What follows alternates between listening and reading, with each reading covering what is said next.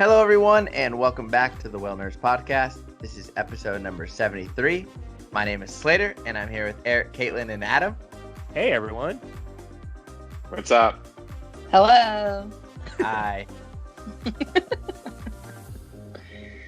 Hi, friends. That was only our third intro. No big deal. Someday we may have a bloopers reel from all these recordings. What's good, nerds? Whales. You know, Well, whales. you know. Dolphins. Gray Yes, whales. Oh, I saw great well. Yes, you were just out, huh? Yeah, like my sunburn. 45 minutes ago. Yep. Your cheeks are always a little bit rosy red. We drove all the way to Dana. Well, we saw gray well like a mile from the harbor. Actually, like 2 miles down below the harbor, and it took one breath every like 4 minutes. And it like looked like it was snorkeling for like the head part of the whale, and then it would like put us back up for a sliver, and then that was it. It was like a half snorkeler. I would do the same thing if I was in Newport Beach. Half snorkeler. You'd All be a right, half then. snorkeler? I'd be a half snorkeler all day. Weird. Yeah, and then we got some numbers of these. I don't know what type of bottlenose dolphin that were going up the coast. We got to the numbers, and there was no bottlenose dolphins near there within like miles of this place. Then we got some numbers of some common dolphins in the biggest bird school you could see from a mile away, and there was no bird school or dolphins. We were just following some numbers that like people were talking on the Dana channels. And then there was another gray whale down there that was doing the same thing, like 4-minute dives and not showing. So it's a pretty rough day on the water. At least you were out there. Yeah, it was beautiful out. Really? It's been flat crap calm. here. I guess yesterday was nice. Up here. Flat calm, Adam. That's pretty sweet. But I will tell you on the way in, it was getting a little breezy. It's raining here, but we still have gray whales and humpbacks. Oh, I miss the rain. Humpbacks are back. Guess who's back? Humpbacks. Humpbacks.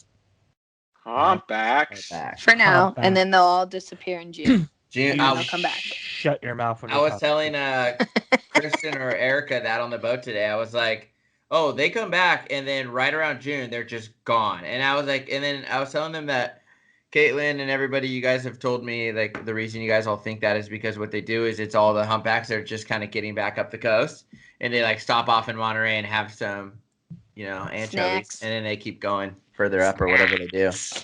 Maybe they're like the Farallon Island whales, Snacks. Oh, they could even be Oregon and Washington whales, too, that just, like, make a pit stop and then keep going. Yeah. Just like, oh, is that my friend Eric? Oh, he's off today? Nah, keep going. Or they might just, like, check in, go wander around, and come back, scout around, where's the food, Have we not figured that out from Happy Whale yet? I mean, I haven't. No. what if no one's out where they go feed Exactly. at No one Oregon? can happy whale if they're not Well, there. you would think Yeah. that, like, if you see them in, like, May, and then somebody sees them in Washington 2 months later or whatever, that's a month later. I don't think any of these whales get to Washington. I don't know. I mean, it's hard to say. At least It's none not- of No, We have one. we have. One ID'd dancer or something like that is a Washington whale, but yeah, it's not here often, so some of them might take a pit stop. Yeah, I did Yeah. one that was Summit's calf, and Summit is a well-known whale in Washington, and her calf popped up in Santa Barbara this summer, That's how you do it, Adam. and then went down to I mean- Mexico. I know. I Wow, think where in that's Mexico? I think that's a great question for Ted Cheeseman. Also, Barbara. that may be something he actually Yeah. knows offhand. Heck Oh, yeah. which reminds me, I forgot to email Jim Simich. I'll do that, Eric. Yeah, God of War. Wow, dude. God, I have his book. Caitlin just has the connections, you guys. Just email whoever she wants. I could call him too, but I'll just email him.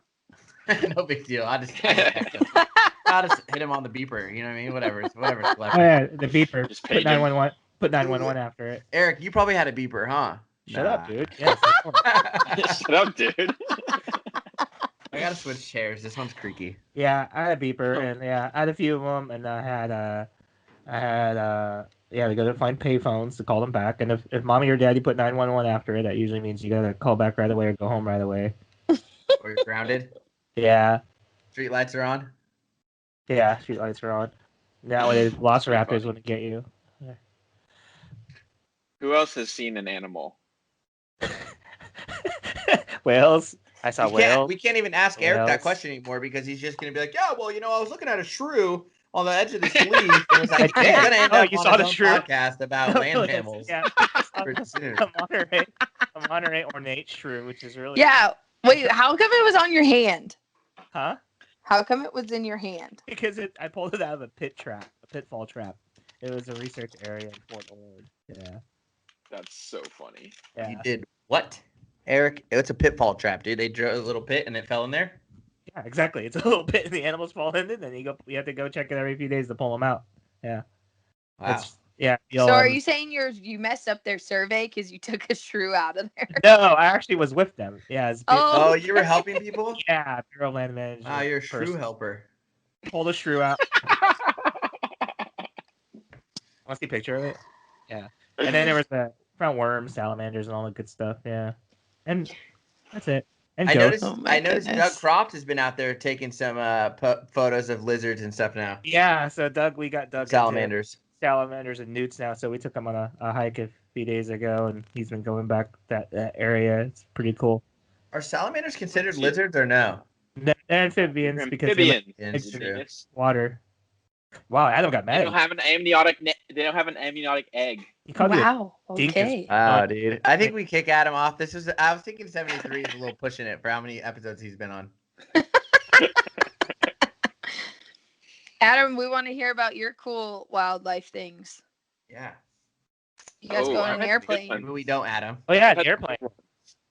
Yeah, so I was part of a NOAA whale survey over the channel, and obviously, we do that because the shipping lanes are pretty prevalent in the humpback and blue whale and fin whale feeding grounds here in Santa Barbara. So every couple months, NOAA does a flight, but since NOAA employees aren't really working right now, we've been doing it. So I've been trying to do one for months, and every time we've been aiming to do one, or Dave and I have a day off together. The weather's just crap, or it's really overcast or something. So yesterday we had the perfect day. It was just beautiful conditions throughout the whole channel. Not really any clouds or anything. The clouds that were there were at 25,000 feet, so that was fine. And so we just go there and we use a whale alert app that can track where we are and what whales we see. So we had 11 gray whales throughout the channel and 8 humpback whales, and probably the most Rizzo's dolphins I've ever seen in my entire life. The whole western portion of the channel was just chock-a-block full of them. It was pretty cool. Wow. But yeah, it's a completely different experience. Just flying the whole channel in 2 hours. It's probably 60 miles of ocean, there and back, or one way. And so pretty much everything we saw was in the shipping lanes. There wasn't a lot of ship traffic yesterday, but everything we did see was in the shipping lanes. So that in itself was worth it there, just the data that we collected. So yeah, that was an amazing experience. Thanks to my old cap. And it was a good time. Nice. And Condor Express is back up and running. We're back up and running. We've been seeing a bunch of gray whales. The first day we had this really good group of mating gray whales, and then we had a gray whale playing with offshore bottlenose dolphin. We've had a couple of good gray whales encounters. We also had a really cool encounter with 2 surfing minkies. I the saw other day, that in his story. Yeah, How big the were other their day the boards? swell Did they ride a fish or? They Well, are they're the about- boards. they're They about were 22 to ride a body short board. about surfing. 22 foot animals, so their board is probably 30 foot long. Oh, cool. Single Dude, No, fan they only were 2 feet body longer than their surfing. body? Yeah, it's 8 I feet think they longer ride than a 42 foot, dude. Come on now. Wow. Do minkies like rights or lefts? Are they goofy? I was just wondering. That's a great question. You'll have to ask them. You have to see which way they turn when they lunge feed. Probably right. Yeah. Wow, you're leftist. I'm just saying, if you want to play the statistics, it's probably 80% right.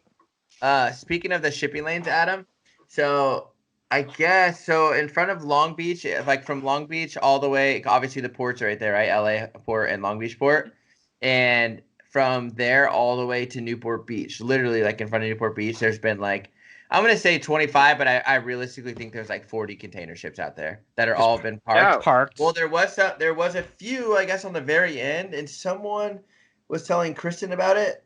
Someone had got some word that I guess a lot of them had COVID on a couple of the ships right there, so they were like straight quarantined on the ship in front of the port for like weeks, and so, but dude, it's so backed up. Like that's why you haven't seen any container ships. That's There's still Yeah, some living going by, nightmare. but yeah. So they're That's a pretty lot of 'em. sketch. So, I mean, not because of COVID, but in general, ships, I think, have a staging time in front of ports of like 3 to 4 days. That's like standard right now. I watched that film Sonic Sia, kind of talked about it a little bit on episode 72, but one of the things that they argued for to reduce noise from ships is that they slow down because they have to sit and stage in front of port for days anyway. Why wouldn't you just drive slower, have your boat be quieter, and then you're ready to enter the port as soon as you arrive? I'm pretty sure some of these have been here for weeks. Yeah, that's because of COVID, but like months. I'm just it just kind of reminded me of that. Yeah. That's a good point, actually. But why are they stationed out front? Are they dealing with documents? Are they dealing with what they have on board? No, they're dealing with like what?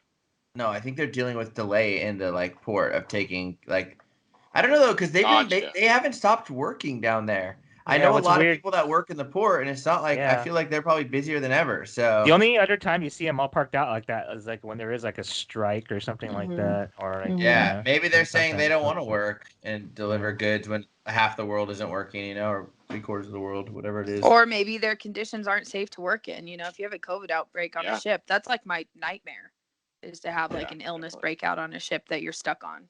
Yeah, and that's just more likely to happen on like a cruise ship, like you know. Yeah, but it's still, if it happens on a container ship, I feel like that's even more scary than a cruise ship because a cruise ship has way more resources on board. Yeah, they don't carry a nurse or a doctor on board of a container ship, probably. They carry a first aid kit. They don't carry as much food or fresh water or anything like that because it's not as big of a amount of people on board. I'm assuming all the crew boats that like go bring stuff to the oil rigs are probably bringing food to those ships. Well, yeah, I'm sure, but it's still kind of scary to like have an outbreak and then just be like in panic mode. They're like Uber Eat or like Postmating or Uber Eating, DoorDash. Like, we get some Chipotle on this goddamn ship. I can see it with my binoculars on PCH. What? Give me some. Like, that's all Joe's Tacos looks great right there. You know what I did see parked out there with all the container ships was National Geographic. God, I forget the name. One of their cruise ships. Yeah, one of their like it's like one of those ones that does like LA, and then I think they end up down in Baja, and then they park in front, and then the Pongas take them in to do the gray whale stuff. Yeah. So I did see them out there. Nice. Yeah, those ships are so cool. Well, I saw whales too in Maui. We've had some pretty wild weather the last couple of weeks. I am covered in bruises still. But yeah, we've been seeing still plenty of humpbacks, more competition groups as March goes on. It was actually rough out there? Yeah. Well, we've been having pretty gnarly weather down here. How big are the swells? Well, they're wind waves, so they're close together, and they're like 5-6 feet sometimes. Will it still be swelly when your parents get there? I hope not, because they're showing up today. Tell them I said that. Did you see my dad on the Pacific Whale Foundation's post? No. No, what he said? Oh my God. There was a video of a breaching whale that we had shared from a passenger, and he's like, "Will the whale still be breaching when I get there tomorrow?" No way. I gotta find that. I was like, Dad, like, don't do. That's funny. And like 4 people in the world laughed. I laughed at it because I was like, oh my God, he needs to know that I saw this. Like, I have zero control over any of the Pacific Whale Foundation social media. That's so funny. Man. I was like, we've created a monster. Did your dad listen to the podcast? I don't know if he listens to the podcast, but he knows that like that's our running joke. Yeah. Adam, Yo. will the whale still be there when I get there? No. Damn. We're not There going, it dude. Who's Neither not am I, going? dude. You and I, we're not going to Maui this year. Oh, I was just talking about in general in life. Whales can't stand you. Hey, you saw Tigreos. Oh Dude, no! I saw a picture from Captain Steve's rafting adventures, and there's a freaking drone photo of like 18 humpbacks in a comfort. Yes. That's gnarly. Yes, I heard a report of 25 in a competition group about 10 days ago. I didn't actually see it. I just heard a report of it. So, but Dude, I've had a the few most groups that humpbacks have I've seen at been once is like 5. In Maui? what? This is in Maui. This comp group was in. Yeah. Yep. There was a drone above them. Yeah, I don't really know what the rules were. It was not a person on their trip. It was a private person that's They friends could with have the been, company. for all we know, they could have been filming for a documentary. Like, yeah, I don't know. It's just a person that they have a relationship with at the company, but they're not an employee or anything. And the footage is not from one of their trips. But yeah, pretty incredible. Some of these competition groups are really big. I've seen like this season we've had groups of 8 or 9 are the biggest so far that I've seen, but I've heard reports of way larger groups. Nice. Caitlin, did we talk about the humpback that was freed off Maui? No, we did not talk about that yet. So there's been 3 reported entangled whales in Maui this season so far. One of them, they were able to launch a response last week. And so the disentanglement team from NOAA, Ed Lyman and his team, disentangled the whale successfully, but it is very thin and covered in lice. So unfortunately, the prognosis moving forward doesn't look very positive. There actually was even tiger sharks seen following the whale the day of the disentanglement because it's so weak. So we'll see what happens, but damn, so it's probably had that on for months, huh? Yeah. I mean, because if you look out, I've never seen a humpback really that skinny. Like, not even after like migration, right? Like, yeah, and it's covered in lice like Scarlet was. Yeah. I mean, dude, Scarlet disentangled herself, got rid of all that red lice, and then still didn't make it after she looked healthy again. So, I mean, yeah, probably not very promising, huh? Here's a random question. You probably already said this before, or some people know it's obvious, but did they ever find is it Alaskan gear that sometimes that's still on? Yes. Wow. Yes. I was just about to ask that. So usually there's a big meeting at the beginning of whale season hosted at the sanctuary office in Kihei where Ed and his team do a presentation for like the general public, but also whale watch naturalists. And so like Pack Whale, they ask us to all go and they let us clock in for it too, which is cool. This year, I think it was virtual, but I didn't really got here so late. I didn't really get plugged into it because I didn't get here till January. But they do find Alaskan fishing gear on the whales. So the whales carried it all the way from there. This whale in particular that was just disentangled this past week, I believe Pack Whale helped retrieve the gear, but there hasn't been an analysis released yet of what gear it was. So, yeah. And then the other 2 whales that were reported entangled, as far as I know, have not been recited. They were both off Oahu for the initial reports. And I haven't heard any updates since then. One of them, unfortunately, some good Samaritans tried to step in and disentangle the whale, and it had a lot of trailing gear with buoys on it, and all they did was cut off the trailing gear with the buoys and didn't actually get any off the whale, which actually now makes it harder to disentangle the whale. So leave it to the professionals. If you see a whale, please call the large mammal hotline from NOAA and let them handle it. Take as many photos as you can, stay with the animal as long as you can, but please don't try and disentangle the whale yourself because you could hurt yourself, you could hurt the whale, you could make the situation worse for the whale. Exactly. Yeah. So it's like, and I know it's hard to sit there and watch an entangled whale. I know it's hard. I've had to do it many times. Oh yeah. We've done it together, all of us. Yep. But it's better to let the professionals handle it. People don't get- 1877 SOS WHAL. People have Yes. not just gotten hurt; they've been killed trying to disentangle whales. Even Yeah. the professionals, yes. Oh. Yep. You guys, it's like 3,000 miles from. I think it's like 3,000, Yeah. a little over 3,000 miles. 2 to 3,000 miles, Yeah, depending on where came they're from. at in Alaska, right? Yep. Yeah. Yep. So, yeah, with the And I mean, there's also the potential for them to pick up ghost gear along the way that could have been sourced from Alaska. and it could have also been they could have picked it up in the beginning of their feeding season for all we know either. You know what I mean? Yeah. Because Ted Cheeseman's talked about that at like an ACS meeting where they've had traps on them for like 9 months, right? Yep. Well, yeah, cottontail, that right whale that we talked about a couple episodes ago, was sighted in October of 2020 with gear on, and then it died in like February. And so that's like November, December. That's at least 4 months, but that whale could have been carrying that gear for a lot longer. Basically these whales just starve to death is what their ultimate cause of death is. Yeah. That's how long they carry the gear around. Animals that can fast for 6 months end up starving to death. That's how long and slow of a death it is. It's pretty gnarly. Caitlin, It's just brutal. or Eric, do you guys remember that last place that the gray whales have to go through where the killer whale? It's like a It's a name. Really narrow. False Is something? it False Pass. Is it Unimak or something? No, it's a more plain name. It wasn't like a name like that. It's in the Bering Strait. It's a narrow.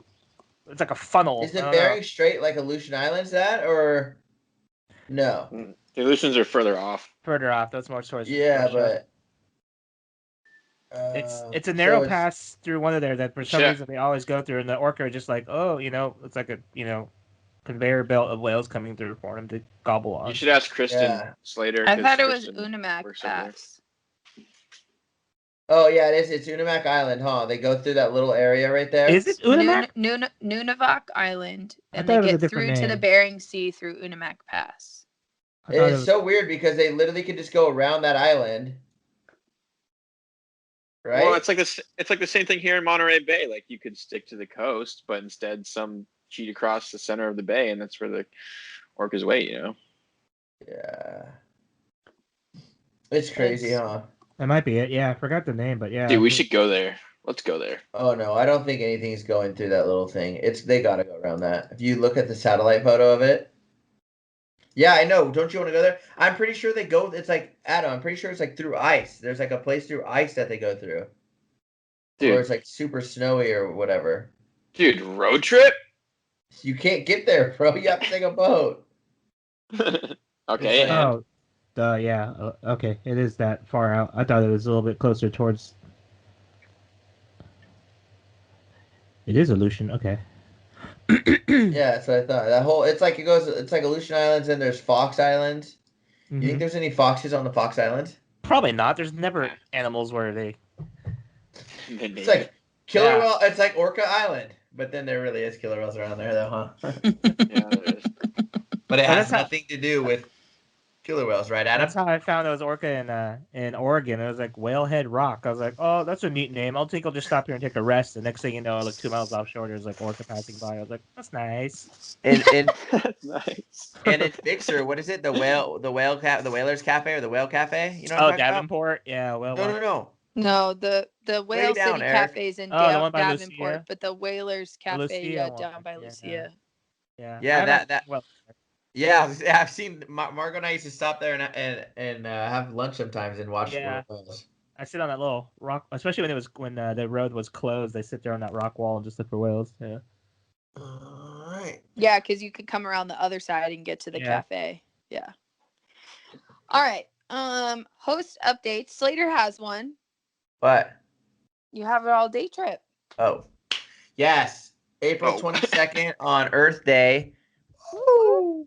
We have I put together an all-day trip in Monterey Bay with Discovery Whale Watch, and Eric and Adam will be there. Caitlin said something about not liking us very much anymore. So what? Unfortunately, Caitlin doesn't care about my all-day trip, so she won't we're be just there. holding on by a thread here, really, before this whole thing unravels. Yeah. So yeah, if you guys want to join, there is, as of today, I don't know when this podcast will post, there's 9 spots left for that one. But I probably might do one in May as well. So we'll see how that goes. Awesome. Yep. So if you want to see most of the whale nerds, you can join Slater's all-day trip. I'll be there in The spirit. 3 worst ones. We'll FaceTime Caitlin on the boat. I usually Yeah, do that's true. We can anyways. do that. We usually All 4 of us Like- can be there. Caitlin, they're lunch feeding. Yeah, we'll see if we all have cell service when that happens. But yeah, so I think that covers it for sightings and updates. You guys want to get into some of our whale news? Yep, I'm on the first topic already. All right. I was So this is born kind of ready. a cool article. I had kind of seen it go across my radar on social media, and I didn't really click it and look at it until one of my friends from home, who actually like doesn't do anything with marine life at all, was like, I thought of you, and sent me this article. So that was really nice of him.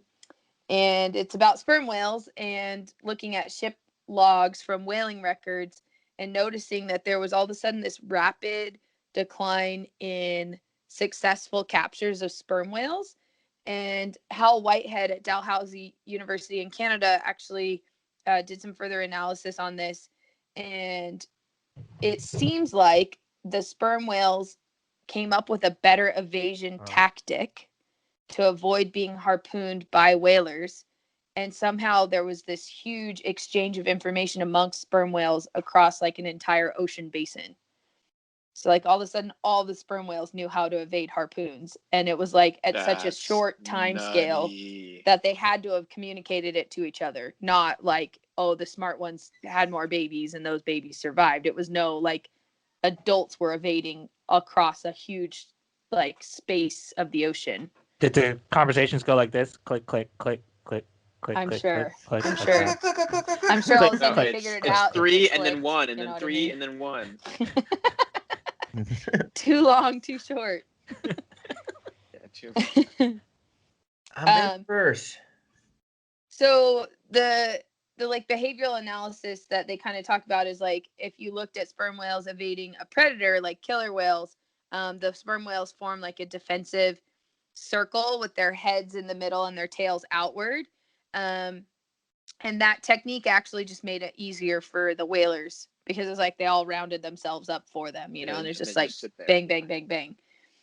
But then all of a sudden it was like the whales had figured out to like spread out, swim upwind because the ships were sail powered back then. And so they couldn't sail upwind to keep track or keep up with the whale.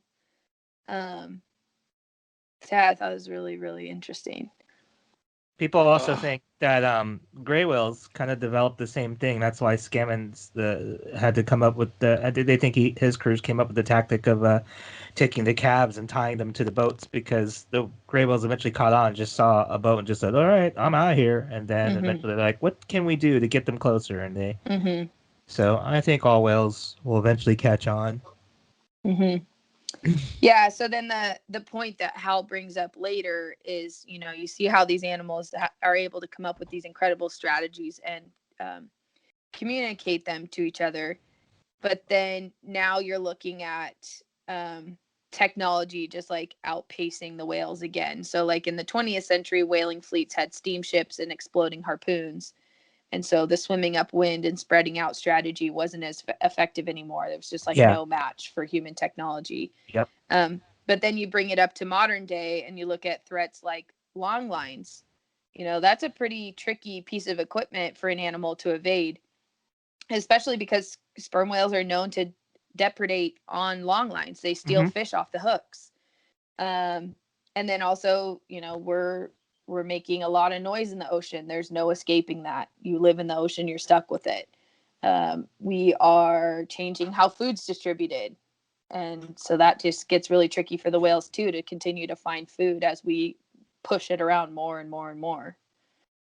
So they're smart, they're adaptable, but how much farther are we going to push it before they can't cope anymore? Yeah.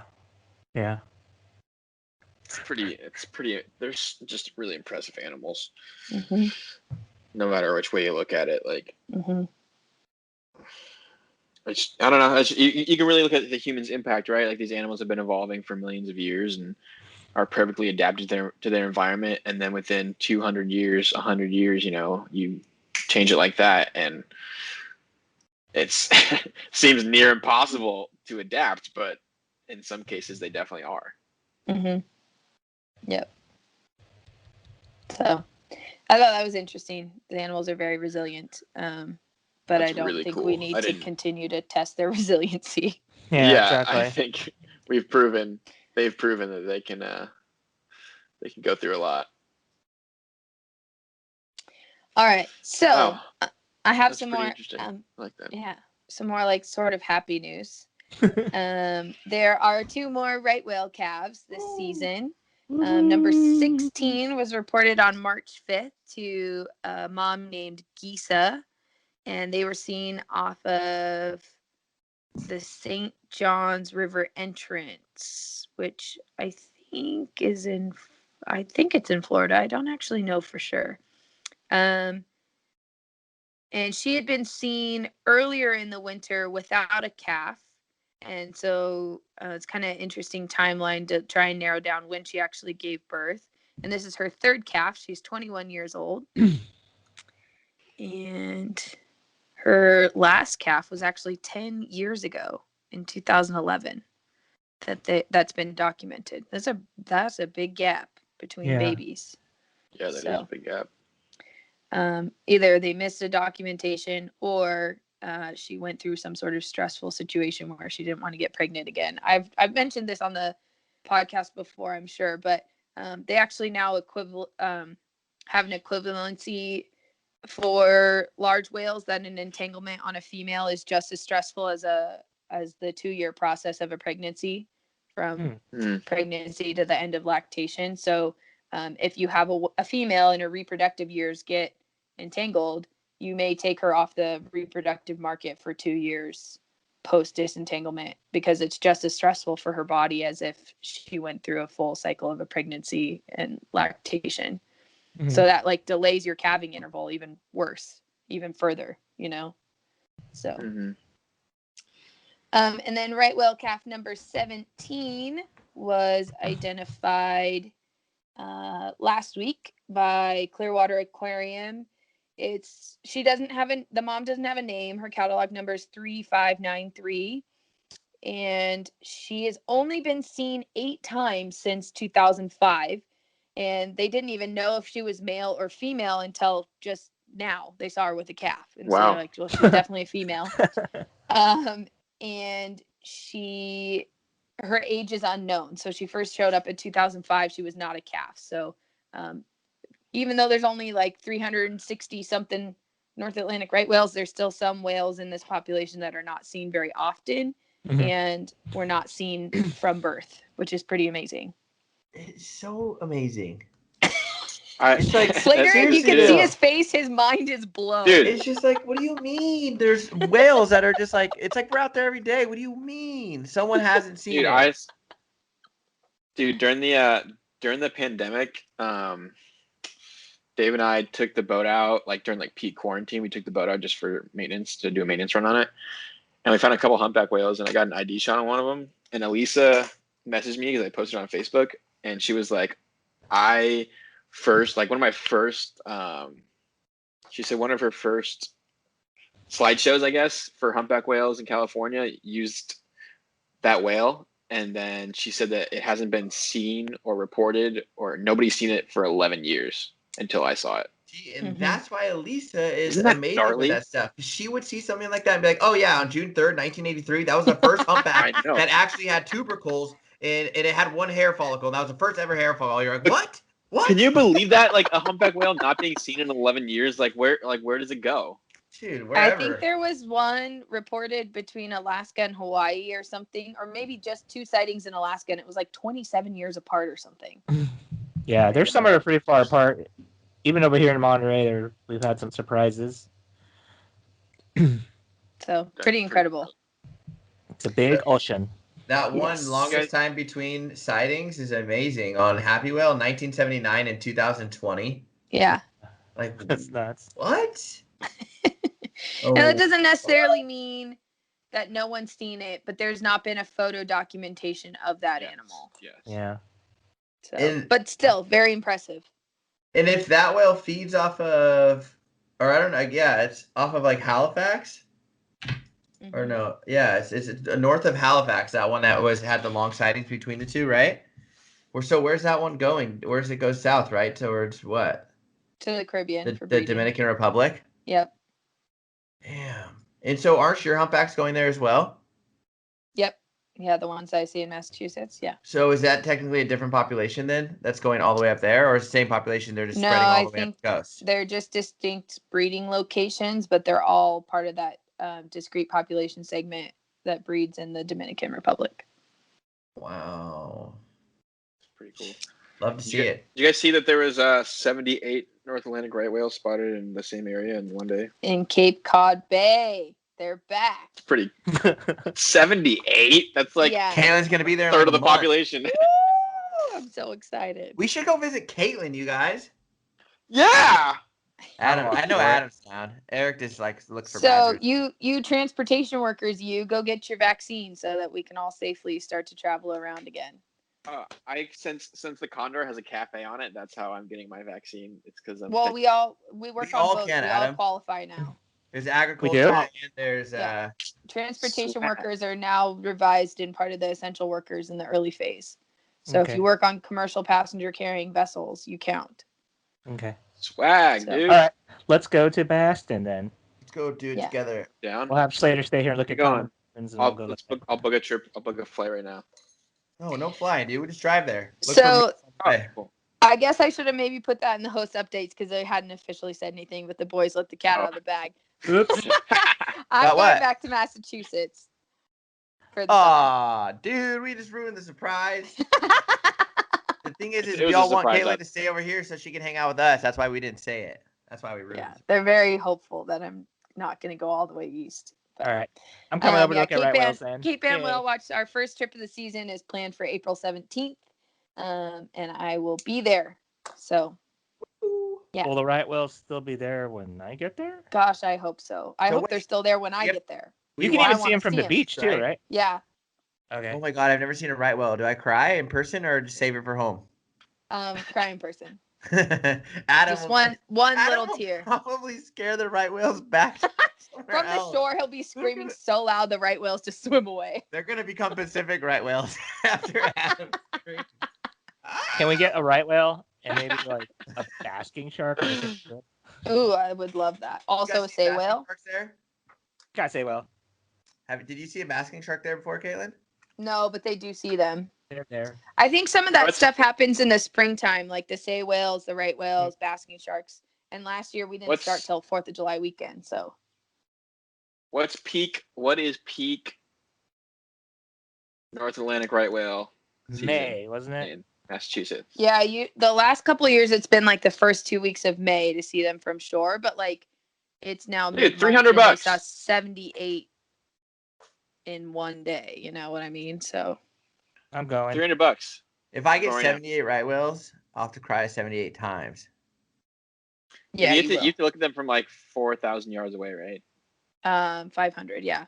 And actually, why it's good to see them from shore sometimes is because during high tide they're feeding closer to They're shore, closer. so So you that- can be closer on land than you can be on a boat. So the parasail company ain't gonna do the little slide by, dude. no, and put no, me no, over the no, no, top. no. That was in Mexico, right? Or off the Gulf? That was of, in Gulf, and that was in the Gulf of Mexico. I think the company came from Florida or something on the Gulf side. And it was an accident, I think. Well, I yeah, don't- they just were like cruising, and they're like, "Oh no, there's whales." and it happened. They happened to go right over right whales. We talked about that before. Yeah. Cool. Take my So- 600 So lens. just in Adam, case. book the parasail trip, and I'll get a slice. Okay, cool. Bring your GoPro, because when they dunk us down in the water, dude, next to them. That would be so bad. To go with the right whale sightings, if you are an East Coaster, honestly, anywhere from Florida up to Maine, it's always a good idea to check with NOAA for the voluntary slow zones, because they do release them like once a week. They'll say like right whales have been seen in this area. Please go 10 knots or slower with your boats. So to be a responsible boater, definitely check those out. Also, just a little follow up on that calf that was killed by a boat. The Department of Fish and Wildlife did an investigation, and actually there's going to be no charges brought against the captain. I mean, it was an accident, but at the same time, they killed a right whale. So it's kind of That's a tough situation because I mean, I don't think he did it on purpose, right? That was No, the one I they don't thought think- might have even been possibly even dead before they even made contact with it. Yeah, so I think after the necropsy, they are determining that the whale was alive and that the cause of death is the boat strike. The vessel was going like 22 knots or something. And the vessel did sink. I mean, he basically had to run into St. Augustine Inlet and ditch the boat along the shoreline because it was sinking so fast. Was it a private boat? Yeah. Well, fishing charter. Oh, it's like a 6-pack. I think it was a fishing charter, yeah. So, it was a party boat. Because in my head I was thinking when we first started talking about it, I'm like, what could we do? Like, I was like, what kind of app could I create? But it's like, no one's going to download an app that tells them rules. You know what I mean? It's like, so how do you get this information out to these people? It's like, social media. Yeah, but it's like, okay, but not everybody's going to follow Adam Ernster, that's a boater. I beg to differ. But in all reality, step off your high horse for a second. But realistically, there needs to, if your boat is going to be like, if it's especially a company like, let's say like Grady White, Boston Whaler, Edgewater, like companies that make ocean boats. Yeah. Like, what if there's like a little whale tail sticker that just comes on the boat? It has to be certified by like the government if it has that whale tail sticker, and it just says like, or if you're launching your boat out of anywhere, any harbor, the harbor should be like, should have to know what's out in the ocean and be like, okay, there's humpbacks in this area within the next 35 miles. So I mean, they do that with manatees on the intercoastal waterway. Especially once you get into Florida, there are posted speed limit signs on the like channel markers. And they say the dates that you need to be abiding by those speed limits. And then they have pictures of manatees and they say caution, manatee area. So maybe something like that could be done at launch ramps or in harbors, because the manatee messaging in the harbors in Florida, especially on the intercoastal waterway, is actually everywhere. Good. It's everywhere over there. Like, but the sea otter ones. Yeah, even with it being pretty good, there's still over 100 boat strikes a year with manatees. So, Jesus Christ, 100? Yeah. Okay. We'll talk more about that in episode 74. But so you know the sea otter ones, like in Moss Landing, Eric, like that, like the otter crossing kind of thing. Yeah. Like so the big whistle buoys that like sea lions rest on, like the nav buoys. What if we use big ones, those that just have like a whale fluke on it?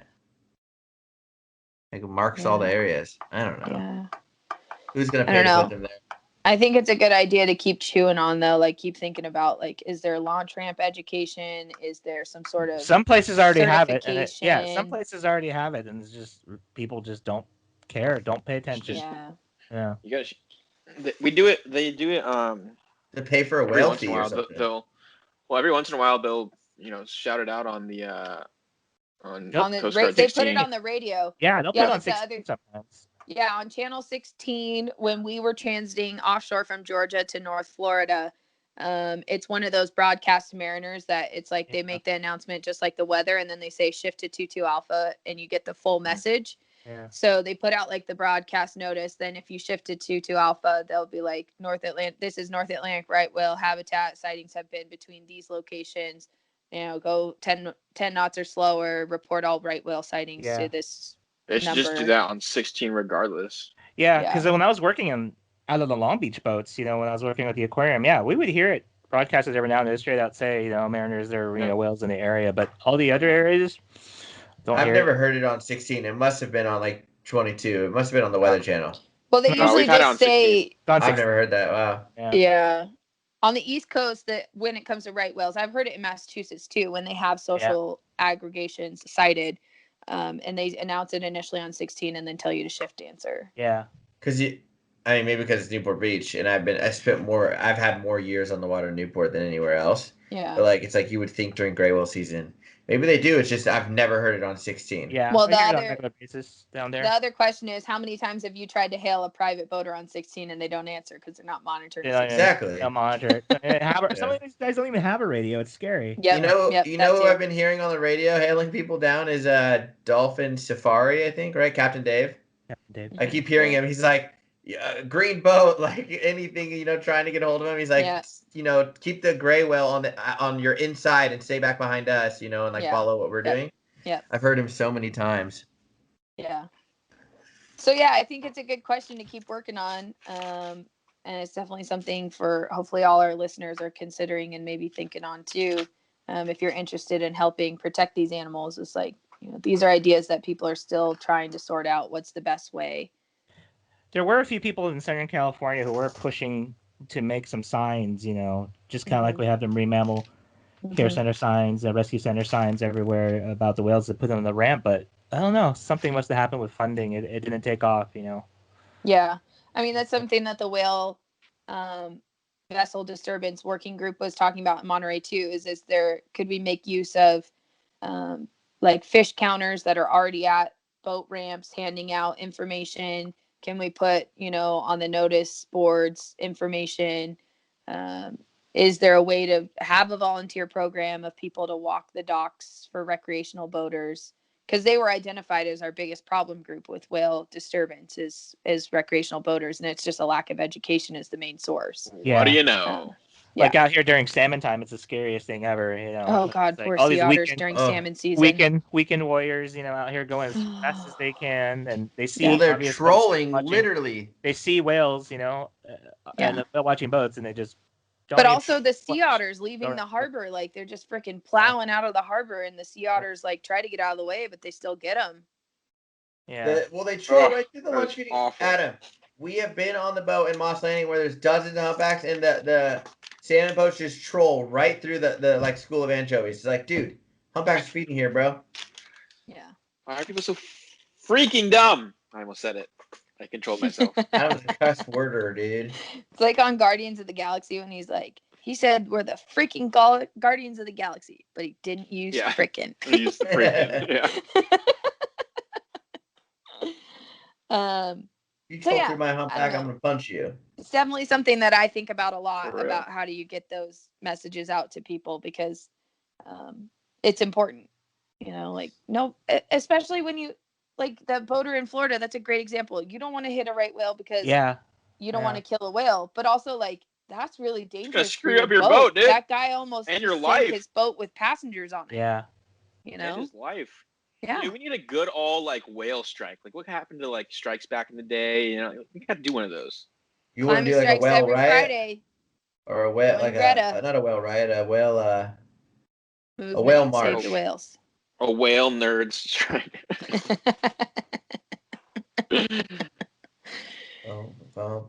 Okay, so this other article I have on our list is sort of just a food for thought type thing.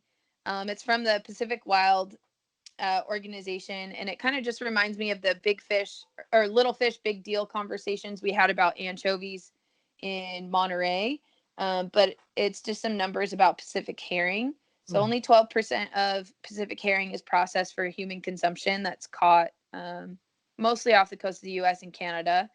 And it's a lot of it's a roe fishery. So the eggs are removed from the female fish and exported overseas.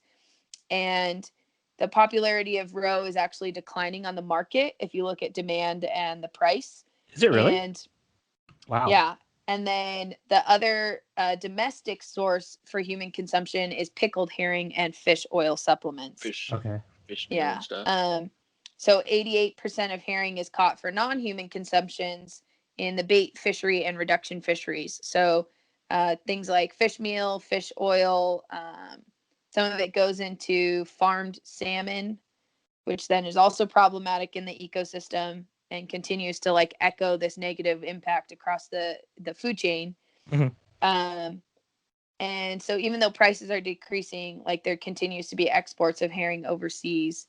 And the the herring fishery, especially in the Pacific Northwest, is an important piece of the food chain for southern resident killer whales, because the salmon eat the herring, the killer whales eat the salmon.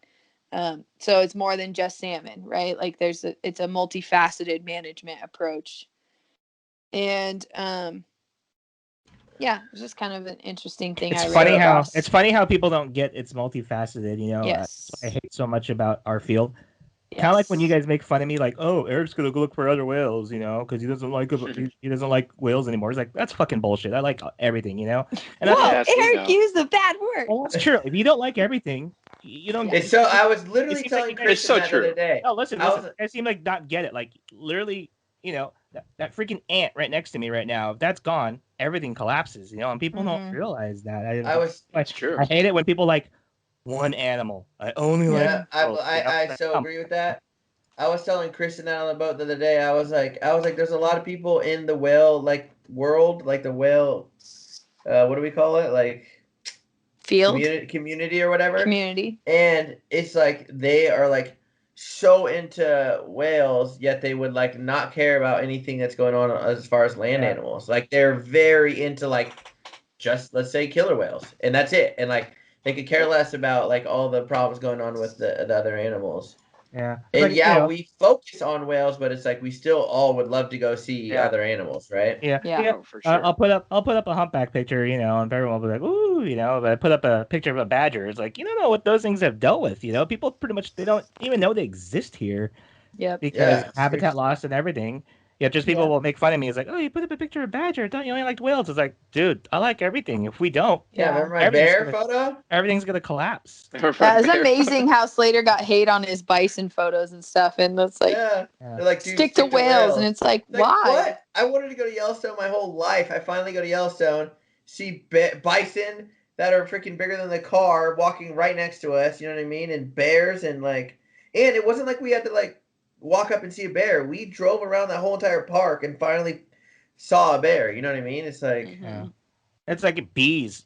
Bees are something that we should be so freaked out about. Important. Yeah. People, so you put up a bee picture, people will probably unlike it. It's like, oh my god, it's like, how like I'm blocking Eric, dude. He's into bees now. Do you notice how like every farm out here has bees? Do you know why? Yes. People don't understand. It's like bees are so important, yet no one even realizes they're in trouble.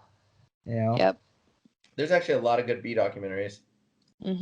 I mean, they're a really crucial part of our existence on planet Earth. Yeah, there's lily plants out there right now that are only there because of bees. Yep.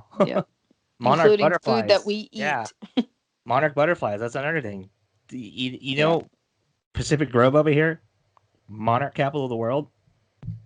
It's scary how many showed up this year.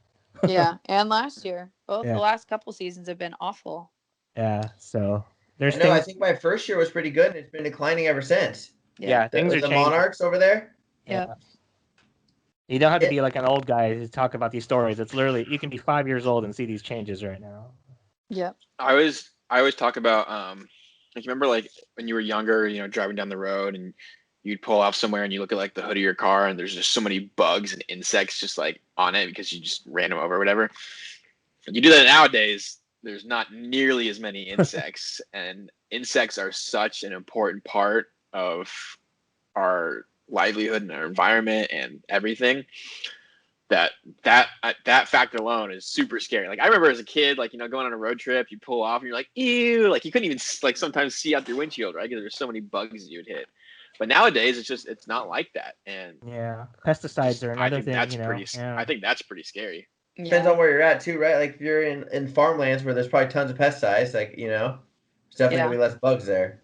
But we lose bugs. I mean, think of all our birds that eat bugs too. Yep. It's like people need to start caring about everything. You ever talk to that person who's like, "Oh, I love all animals." A spider walks by, you're like, "Oh, throw a shoe at it." It's like, come on, man, really? Throw a shoe at it. I mean, I can't stand that. It's like, come on, people love everything. It's like we gotta like it all. Everything except for snakes. People don't like snakes. Yeah, same thing with snakes. Best form of snakes, owls. Best form of rodent protection out there. You guys don't like those, poisons out there? Yeah, promote snake habitats, owl boxes. Yeah. snakes. You just simply put a board in an open field and you got snakes, you know? So it's like, Yeah, especially in certain parts of the United States, inland, like some of those people, like there's those herpers that you watch on YouTube that they literally just leave a board in their backyard, check it the next day, and there's a snake under it. It's pretty cool. Well, so there's something to be said about people that are uber passionate about one thing, right? Then you have to take that momentum and do something with it. And if it's to promote the entire food web, you know, that's a good opportunity to capitalize on that. So like as frustrating as it is for people, you see people not grasp the larger concept, I think you should also take the enthusiasm as a sign that they're receptive to maybe a different message. It doesn't mean they're bad. Sure. Like it's like the southern residents, you know, like that's a charismatic species of megafauna that everybody can, for the most part, attach to, and that's great. But at the same time, you need to take it to the next level. You have to help them realize that it's not just about the resis. It's about the Chinook salmon. It's about the herring. It's about the eelgrass. It all plays its part. And once you get people to understand that, in order to protect, you know, the residents, you need to protect these other aspects. And I think that's, you know, in terms of communicating science, that's our job. You know, that's what we do. That's why we have a podcast about this stuff. You know, it's not just about the residents. That's you got to take it to the next step. Someone I talked to the other day said, like, sometimes an orca is always like the gateway animal, you know. Scared in a way they are. Scared the heck out of them with, you know, about 70, and then really scare them with like vaquita numbers, you know, which literally right now is probably what, maybe one hand. I can said they're under 10 for sure, and that was like 2 years ago. I think 9 the other day. So it's like, geez, man. Yeah. So back to that Pacific Wild now, you know. So it's like, geez. Yeah, back to the Pacific Wild thing. So it sounds like if we got rid of farmed salmon, we might help the herring population, because then we wouldn't be taking it to feed them. Have you watched Artificial, Slater? Yes. Yeah, I think so. I don't. Maybe not. That's your homework tonight. It's on YouTube. Everybody, go watch Artificial by Patagonia. It is on. You don't have to pay anything for it. It really puts into perspective how incredibly harmful salmon farming is on the environment. And expensive. I think we did watch it. Expensive. Yeah. It is so insane, and like I think what you can really pull away from the documentary is that, I talked about this the other day, is like, we as humans always try to problem solve and engineer our way out of problems instead of just letting nature take its course, right? Like, instead of, you know, creating a dam and then making a hatchery to reverse what the dam does in terms of stopping the properly spawning of salmon, we do that instead of just letting them do what they're supposed to do, taking the dam out. Like we do that. We do all these fancy things and create all of these nuances to do something that fish do on a normal basis and have done for millions of years. Stop whale watching. It makes no sense to me. Yeah, the big thing about Artificial put out that a lot of like ichthyologists already kind of knew is you released farmed animals, right? I'm not saying they're bad animals, but eventually genetically they're really poor because they've been taken care of. You know, they're kind of I don't want to say weak, but they are weak, dude. They're not as tough as a wild animal, you know. So you basically are putting weaker genetics out there. It gets into the wild population, and that's not what the wild was built off of. That's why that's why one humpback gets to mate with the female, and well, maybe possibly more, but you know, the one that wins in that group gets to mate with the female because it's the one that beat the rest of them out of it. That farming stuff in the big picture looks good. It's like, oh, you're putting fish back in, but in the long run, you look back, you're like, oh, we just created kind of some weaklings out there, you know, put out into the wild. So like these fish are pumped with like antibiotics and cocaine, steroids, hormones, and just like so much things, because, you know, they're hormones, whatever, just for them to survive. And like, I don't want to eat a fish like that. The wild animals shouldn't have to eat fish like that. Like that in itself is just such a horrible thing to put on organisms. And it's just like, that in itself just brings down the gene pool and brings down the strength of the animals. It's just, again, if you haven't seen Artificial, it really puts things into perspective about how salmon farming has screwed up a lot of things. Mhm. So go watch it. Yes. Yeah, it's a Slater weird, Moore. it's a weird thing. I've seen it. Yeah. Okay. I mean, I they meant just well. looked it up on YouTube. They meant well at first, but yeah, Yeah. like farming fish and putting them out there in the Exactly. wild is in the long run, it's not a good thing. Yeah. So this is a good segue to the next topic I had on our list. So this is about killer whale conservation strategies, primarily around the southern residents. And this is like more of a human dimensions analysis of the whole equation. So I was looking at the 17,000 public comments that were sent to the state of Washington in regards to southern resident killer whales. And what these people did is they analyzed the language that people used when they wrote these comments and did an analysis to determine people's emotions when they were writing these comments. So they used keywords that were used in the comments to put into categories, like emotional categories. And the reason why this is really important overall is because humans are the ones that make the rules, right? And the kind of in their conclusion section, this paragraph's pretty good. It says perception, cognition, decision making, judgment, and action are all influenced by emotions. This includes all of those factors: cognitions, decisions, actions relevant to conservation.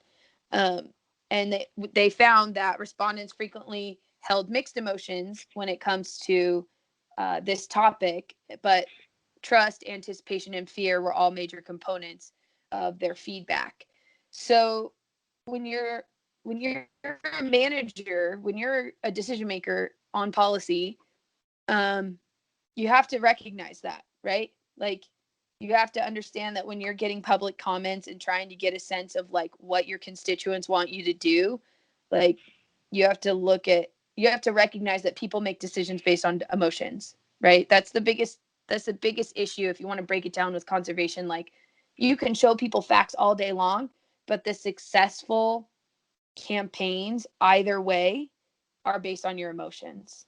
It's part of the fossil fuel industry figured that out 60 years ago, and look how successful they've been in the face of blatant climate change facts. They continue to be successful because they figured out how to get you in your gut, not in your brain. So they broke down these 17,000 comments, and there were peaks in public feedback after some big events, which makes sense. When J35 lost her calf and carried the carcass around for 17 days, when J50 was designated as missing and suspected dead, and then after the task force recommendations came out and they solicited public comment, there was another surge in comments.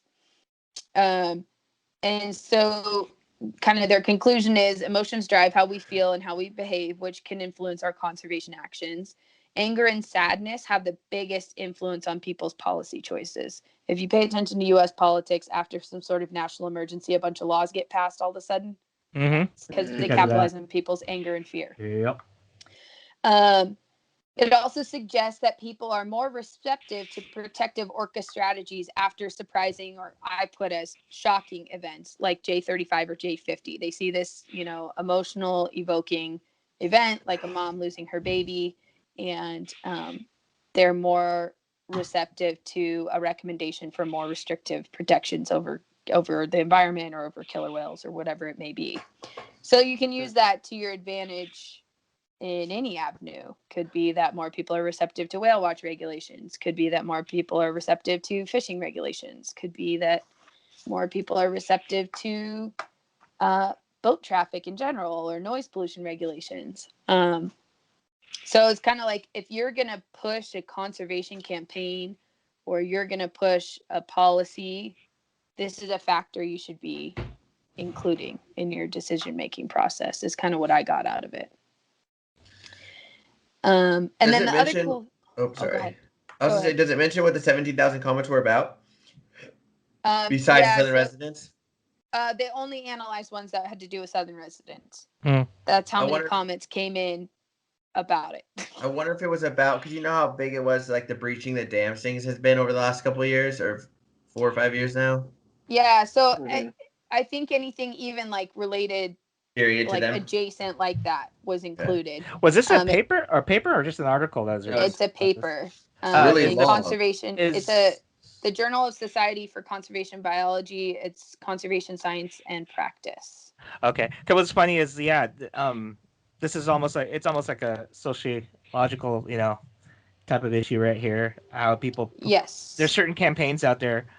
I might have brought this up briefly in some older podcasts, but some organizations use, like, I kid you not, like old school World War I, World War II propaganda techniques. Mm-hmm.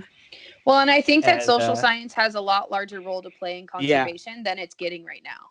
Yeah, you'll play with people's emotions instead of let them sit there a little bit longer and think about it. And some Mhm. organizations use that, which is not good at all. But it's effective. It's effective, but So you're in the long saying run, that it damages things. Mhm. I should post the photos of the entangled humpback whales that we have. I think I But do be anyways, usually. be crafty with your language is where Yeah. I'm going with Yeah. that. Think about what emotions do you want people Yeah. to have based on what you said, and then you need to give them something to do. To act Exactly. Think upon. about Yep. what Think think about about what where emotion your you're food's coming evoking. from. Yep, and then give them something to do. Kind of like when me and Slater back, like when I first moved here, me and Slater went to go look at dead whales. We're like, should we post this? But I'm like, this is perfect to post because it's a learning opportunity. Not many people don't get to literally get that close to a whale What and did we literally see? see the hairs and barnacles. I've taken you to a bunch of dead whales. Was The it a baby, humpback or a gray whale? we've seen both. Remember the peck fin? Yeah. Remember? And both up in the same area, I think. Yeah. I was like, Eric, do you think you could lift this peck fin? He's like, no. Yeah. the adult whale peck fins weigh like 2,000 pounds. It was on a humpback calf, whale. but- It was still like 200 pounds probably. It was 6 feet long. Though, we were like, I can't pick that up, dude. Yeah. But yeah, we Eric's got pictures walking of home with a humpback. barnacles, and it's like, who gets to see that, But yeah, there's times that people use it incorrectly, and there are times that, like, Up this is close, educational. Those barnacles. Eric got hit by a wave because it was like in the surf. I remember he had boots on though. Worth it. Worth it. So I think, yeah, it's just it's something to consider, because at the end of the day, you're trying to evoke a certain behavior in people when you're doing conservation, right? And so you have to think about how to get people to do what you want them to do, which is way more social science than it is marine biology. Exactly. Yeah. And it was interesting to see this specific analysis done, because they took keywords and made those into emotional categories instead of having people self-identify their emotions. Because in other papers, which are more social science based, what they found is that people often mislabel or miscategorize their own emotions. And so when you're trying to get like a temperature check on where people's heads are at in certain topics, people are going to tell you the wrong thing, that they're not going to be able to articulate what they're thinking if you ask them to say an emotion. But if you look at the words they use, you're going to get a more Gotcha. true assessment of their Representation. state of mind. Yeah. So. I also feel like with the residents, like, it's such an emotional based relationship regardless, because we know Yes. every single one of those whales. We've known which calves haven't survived, and I mean, even myself, like when I write about them, I get pretty emotional too, and it's such a hard topic for a lot of people to either talk about or write about, that it regardless is a pretty emotional situation. Yeah. And there's harder Especially people that topics live than there them, and see. though. Oh, 100%. And- Like and Eric they're not said, being the talked vaquita. about. The vaquita, I would Yeah. argue, is a much more Dire needy, situation. But even- dire yeah. situation. Exactly. But even in that same food web, you would never get 17,000 comments about Chinook salmon or Pacific herring. You would never get that about if it was just about the That's fish. why you need to use the residents. That's why you Yes. need to take advantage Exactly. of that. It's like but even in the same aspect, it's like vaquita and totoaba. Like, nobody knows what the heck a totoaba is. Yeah. But, well, But starting to understand what a vaquita is, like, Yeah. you know. Yep. did you So watch that movie, Adam? What? Which one? The The Vermilion one Sea? that we that was so cool. We all got to go see it in the theater together. What a concept, huh? That Oh, poor that theater was Sea of closed. Shadows. Yeah. I'm so sad that thing closed because Sea of Shadows for the Rizzo's Dolphins? No, for that was Vaquitas. Scars. Scars is the Rizzo's Oh, Dolphin. Scars. Sea of Shadows was I another don't- film that came out after, what was it called? Tales of the Vermilion Sea or something was the first one. There's Sea of Shadows and there's Vermilion Sea and then there's I forgot. That's your homework tonight, Adam. Ooh. They're they're on It's Amazon. on Netflix, Amazon. Yeah, that's what I mean. Not Prime. Netflix. Amazon. Yeah. Amazon Prime. Amazon Prime. There you So go. Sea of I won't. Shadows. You think I won't watch documentary? I watched all 4 of those in one day. Calm down. Calm down. But yeah, plain and simple, people thinking with emotions is kind of dangerous at times because But that's how we think. That's how it is for. yeah, any that's when you concept. get like, oh, that's whale watching boats, banned whale watching. But you just hope that person takes a breath and steps back and go, oh, salmon, dams, habitat loss. Oh no, let's club Killing it. seals because the salmon are dying. Yeah. Like they've tried every One of my- concept. Get rid of whale watch boats. Kill all the seals because they're Take the cormorants out. That's a Yeah. very good point. Jesus Christ. One of my favorite quotes of all time is, when emotions are high, logic is low. Yep. And Yep. that is applicable to any situation. It doesn't even have to be about whales. So I 100% agree with what you're saying, Eric. Like, emotional responses a lot of times lack logic and lack research and lack depth. But again, when you have a good emotional response or an emotional response that you can coax into doing some good, you got to take advantage of that. Yeah. Yeah, I think that's the burden you bear as a science communicator, is that you have to be mindful of that effective campaigns, no matter what it's promoting, get people in their heart or in their gut and capitalize on that. And science communication, science is the first word, right? So people want to give you facts and they want to show you the system. That's not what gets people engaged. You have to have that emotional hook first, and you have to have them where you want them before you give them the science. Yeah. I've really struggled with that concept because in terms of filmmaking, because as a filmmaker, I always want to put scientific facts out there. I want to show people how much a humpback whale can engulf in a single gulp or whatever, But I've been told by a lot of people that it's like, you got to have a story. You got to have an emotional response, or else people don't want to hear scientific facts all day. Facts tell, but stories sell. That's how I've always felt. Like it's tough because I love naturalists on the boat. It's like naturalists are really good on the boat, but sometimes the captain telling a story about his time in the bay resonates more than them being like, humpback whales can get up to 50 feet in length. Their pectoral fins are 14 feet. Like they eat, you know what I mean?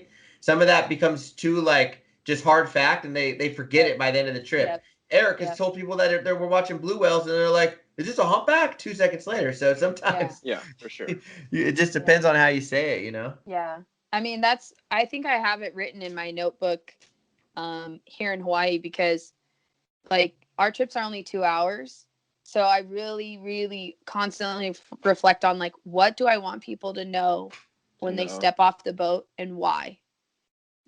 It's cool to know how big the whale is, but why does it matter? At the end of the day, if I want people to do things at home that are going to reduce their impact on whales, what do I actually need to tell them? And so I wrote, what's the story I want to tell? And it's something that I'm still constantly working on. I try different things almost every day. It's so hard to really grasp or really be good at, but here we are. So just another piece of information to reflect on, especially if you're listening to this and you are a science communicator or an educator or a naturalist. To do an effective job, you really have to dig deep and think about, what do you want people to step away from your program knowing, and why. What's the so what? It's kind of what I did to Adam this morning. He sent us he was looking for feedback on a video he made, and I was like, so what's the point in the end, right? What do you want people to do after they watch this? Yeah, it needs to have a reason for it. Yep. So, I think at this point we had 2 more topics on our list, but we had such a good discussion. I don't think we should go further because I'm assuming they're probably negative anyways, right? One is just the humpback okay. whale Cool. population assessment is just more of like a I looked through briefly. demonstration of how tricky conservation is. I was just going to talk a little bit about, the minute details of how you manage a species in different places. So it's not sad, it's just interesting. And then the other one's a follow-up about a topic we talked about, I think, honestly, over a year ago. So we can save them for the next episode. That's fine. Okay. So, Right. yeah. But great discussion today, guys. That was Yeah, I was awesome. gonna We say, crushed it. You guys, I love our podcast. Dude, we got a couple F-bombs in there from Eric. Oh, I cuss a lot, dude. Like, It's so hard not. It's so hard not to cuss. We're going to have to bleep those out. No, keep them in there. Yeah, I'll go. Put them in there, dude. This is Sorry, a ruthless Bennett. podcast. Oh yeah, Bennett's. It's real. Bennett's parents aren't gonna be happy at me. This episode, we should put a disclaimer at the front. This episode is PG-13. Awkward. This is how I feel. This is how I feel about the Vikita. Yeah. He's got a picture of a broken heart. I drew that myself. Are you proud of me? This is very, very nice. Good work, Adam. Either Fired. top, dude. Thanks, guys. So, All right. Well, I guess we'll see you in about 5 minutes. Once we wrap up with this one, we're doing another one. They don't know that. Spoiler. Spoiler, we're doing 2 today. Oh, we're doing a double header for the hosts, not for the listeners, though. You'll have to wait for the second one to come out. But Yeah. thanks everyone for listening. Thank you so much for supporting our work on Patreon. And for those of you that follow us on social media, it's at Whale Nerds. Thanks for following along on there and supporting us that way, getting the word out. Thank And you. if you do listen to the podcast on whatever your preferred platform is, if you wouldn't mind taking a minute to review or rate the podcast, that does help us appear in search lists and things like that. So we would really appreciate that. And if you don't give us a 5-star review, tell us why so we know how we can improve. That would be great. I've had so many people reach out to me recently about the podcast, and I'm like, that's great. Thank you so much for listening. Also, leave us a little review if you like it. Yeah. If you don't like it, don't say anything. Well, if you don't like it, tell us why so we can understand what's going on out there. Yes, 100%. But, it's just 4 people's opinion. It's not the end-all, be-all of whale topics ever. Definitely not. Never. But thanks so much. And if you made it Sign up this for Eric. far, Oh, the secret whale this week is pygmy beaked whale. What do you want him to? I want them to do comment with on that? our Instagram, pygmy beaked whale, if you made it this far. Okay, the next social media post that you see after this episode goes live, just put pygmy beaked whale, even though it has nothing to do with whatever the post is. Yep. Better than waffles. All right, thanks everyone. Bye. Thanks. Bye. Bye.